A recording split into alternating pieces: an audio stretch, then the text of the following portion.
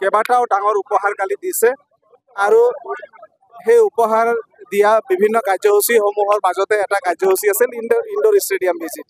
সেই ইনডোৰ ষ্টেডিয়ামলৈ যাওঁতে কংগ্ৰেছ দলৰ কৰ্মীসকলে তাত কেইজনমান 20-25 জন মানে গোট খাই পেলাই তেওঁলোকে তাত কংগ্ৰেছ ভৱনৰ কেম্পাছৰ ভিতৰতে শ্লোগান দি আছিল আৰু তাৰ পৰা তেওঁলোকে বটল দলিয়াইছে মুখ্যমন্ত্ৰী মহোদয়ৰ কনভয়ত।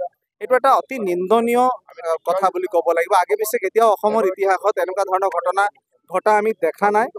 ইভেন মানে এই পঁচাশীটো আমি দেখা নাই এনেকুৱা ধৰণৰ মুখ্যমন্ত্ৰী কনভয়ৰ ওপৰত মানে এনেধৰণৰ মানে প্ৰথমবাৰৰ বাবে হৈছে আৰু আমি নিন্দা কৰিছো। কংগ্ৰেছ আচলতে তেওঁলোক একেবাৰে তেওঁলোকৰ মানে নীতি আদৰ্শক তেওঁলোকে জলাঞ্জলি দি পেলাই তেওঁলোকে সম্পূৰ্ণৰূপে মানে এইটো হতাশগ্ৰস্ততাৰ অন্যতম উদাহৰণ বুলি ক'ব লাগিব।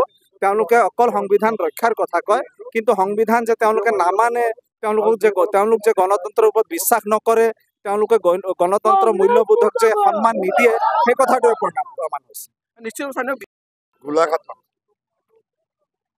গোলাঘাট কংগ্ৰেছৰ আজি কাৰ্যালয় সন্মুখৰ পৰা মুখ্যমন্ত্ৰী কনভয়ৰ ওপৰত যিধৰণে বটল নিক্ষেপ কৰি আক্ৰমণ কৰিব চেষ্টা কৰিছিলে, আমি ধিক্কাৰ দিছোঁ। কংগ্ৰেছৰ এইটোৱে হৈছে সংস্কৃতি।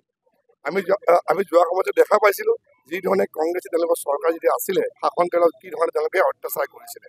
নগাঁও বাকী ৰাইজৰ সাক্ষী এইবিলাক কথা। গতিকে সেই যিটো অপশাসন ৰাইজে কিন্তু পাহৰা নাই আৰু তেওঁলোকে এতিয়া ক্ষমতাত নাই। এগৰাকী মুখ্যমন্ত্ৰী, যিজনে জনপ্ৰিয় মুখ্যমন্ত্ৰী, অসমৰ জাতি ভাতি আজি আমাৰ জাতি মাতি ভেটি ক্ষেত্ৰত কাম কৰি গৈছে আৰু প্ৰতিটো মুহূৰ্তত অসমৰ ৰাইজৰ কাৰণে কাম কৰি গৈছে, ৰাইজে দেখা পাইছে। আৰু সেইগৰাকী জনপ্ৰিয় মুখ্যমন্ত্ৰী গাড়ীৰ ওপৰত যিটো তেওঁলোকৰ আজি আক্ৰমণ কৰিব চেষ্টা কৰিছে, তেওঁলোকৰ হৈছে কি এইটো তেওঁলোকৰ মানে যিটো চৰকাৰে ক্ষমতাত নাই, তাৰবাবে তেওঁলোকে কি কৰিলে ক্ষমতাত আহিব। কাৰণ মুখ্যমন্ত্ৰীগৰাকীৰ ওপৰত তেওঁলোকৰ এই যিটো এটা চাব গ'লে যিটো এটা অহিংসা বা তেওঁৰ যিটো জনপ্ৰিয়তা তাত তেওঁলোকে শংকিত হৈছে আৰু তাৰ কাৰণে তেওঁলোকে এই ধৰণৰ আজি কাম কৰিবৰ কাৰণে বাধ্য হৈছে। মই ভাবোঁ যে আজি তেওঁলোকে বটল নিক্ষেপ কৰিছে, কাইলৈ আৰু তেওঁলোকে বেয়া কাম কৰিব। গতিকে এইটো কেতিয়াও মানি লোৱা নহ'ব। আজি ভাৰতীয় জনতা পাৰ্টী নগাঁও জিলা সমিতিয়ে আজি ইয়াত এই প্ৰতিবাদ কৰিছোঁ। অসমৰ প্ৰত্যেকখন জিলা সদৰতে এই প্ৰতিবাদ হৈছে। এইটো কেতিয়াও মানি লোৱা নহ'ব। যিকেইগৰাকী ব্যক্তিক ইতিমধ্যে কৰায়ত্ব কৰি আছিল শাস্তি দিব লাগিব। মই পুনৰবাৰ কৈছোঁ যে কংগ্ৰেছৰ এইটো এটা সংস্কৃতি, অপশাসন আৰু তেওঁলোকে যেতিয়া শাসনত যেতিয়া তেওঁলোক নাথাকিব, তেওঁলোকৰ মতিভ্ৰম হয়, শাসনত আহিবৰ কাৰণে তেওঁলোকে এই ধৰণৰ পন্থা অৱলম্বন কৰে। গতিকে আমি পুনৰবাৰ সকীয়াই দিছোঁ যে এইবিলাক যে কাম নকৰে। মুখ্যমন্ত্ৰীগৰাকী সকলোৰে মুখ্যমন্ত্ৰী, এগৰাকী জনপ্ৰিয় মুখ্যমন্ত্ৰী, যোৱা 4টা বছৰত কি কাম কৰিছে আজি দেখা পাইছে। গতিকে এইগৰাকী মুখ্যমন্ত্ৰী যিগৰাকী সাহসেৰে অসম আৰু অসমীয়া ৰাইজৰ কাৰণে খিলঞ্জীয়া ৰাইজৰ কাৰণে কাম কৰি গৈছে, সেইগৰাকী মুখ্যমন্ত্ৰীৰ ওপৰত এই আক্ৰমণটো কেতিয়াও সহ্য কৰা নহ'ব। প্ৰথম কথা হৈছে কি, যেতিয়া ৰাজনৈতিক দলৰ সন্মুখেদি যেতিয়া এটা কনভয় যায়, যদি ভাৰতীয় জনতা পাৰ্টি যদি আমাৰ কাৰ্যালয় হয়, তেতিয়া আমি কেতিয়াও নাভাবিম যে তাৰ পৰা কোনোবাই বটল নিক্ষেপ কৰিব।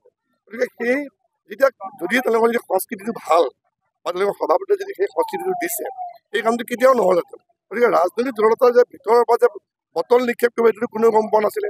কিন্তু পিছত আমি গম পালোঁ যে এই যে যিটো সংস্কৃতি তেওঁলোকৰ আছে, তেওঁলোকক এইটো শিকাই দিছে যে কনভয়টো যাব, বটল নিক্ষেপ কৰিব, কাইলৈ বোলে পাথৰ নিক্ষেপ কৰিব। গতিকে মই ভাবোঁ যে এই কথাটো আমি সকলোৱে ধিক্কাৰ দিছোঁ। অসমৰ ৰাইজে এই কথা দেখা পাইছে। মই পুনৰবাৰ কৈছোঁ, শাসনত নাহোঁতে আজি এই অৱস্থা, শাসনত থাকোঁতে কি অৱস্থা আছিলে নগাঁওবাসী ৰাইজে দেখা পাইছে।